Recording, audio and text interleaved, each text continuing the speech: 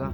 kilo ya Congo Central ndi bazoloba de Kasangula Ema mobote montanaka menga pour cette personne ezalaki akoya te azokosa biso ale wediga linga mama minene fort ye tozana eza photo te bakangisi te mais montanaka menga ndire moso ça on est ni tamuzuma na mboka kuna kuiza mboka kuna donc so na hii c'est normal ba ya maube pour le monde ça déjà plein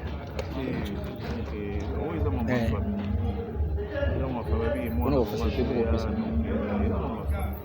bandeko bayokaki nouvelle oyo baza na France na Belgique aux États-Unis oyebisa bango nini lisetimbaki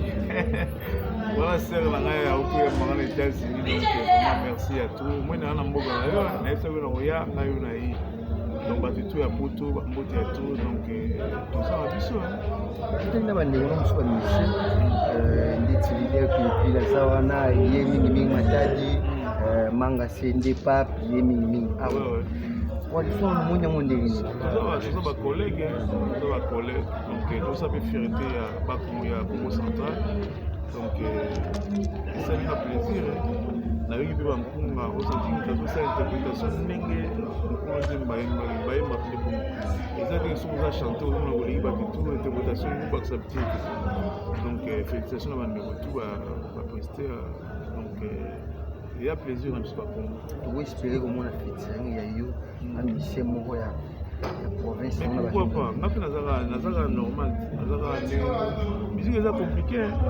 ntanso batusi ozokanta so ndeni bakosala mpe diske moko aleki bazabanaka donc eloko wana tokoboya yango te toza ensemble surtout toza ensemble ulere nini bandeko baolinga balia na mpongo wana leo edika mtayebi trois fois géré talaka trois fois géré image oyo koleka mbala mona kipesi news chaîne ya yo Edo Moniz bandeko bazalaka mo ebele batalaka yango mpo bakiliki kombo ekosala bango Edo Moniz nayebi te nde nakoloba ye akoma famille na ngai donc nakoyebisa ye kaka félicitation parce que toyaki dernièrement apo tosala publicité na kipesi ezalaki ma problème aleo edikala komisila mais tozomona ye télévision te mais na ye lelo natali mpena télévision sikoyo ya biso wana kipesi vraiment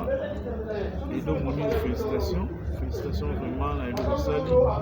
eleki monene trop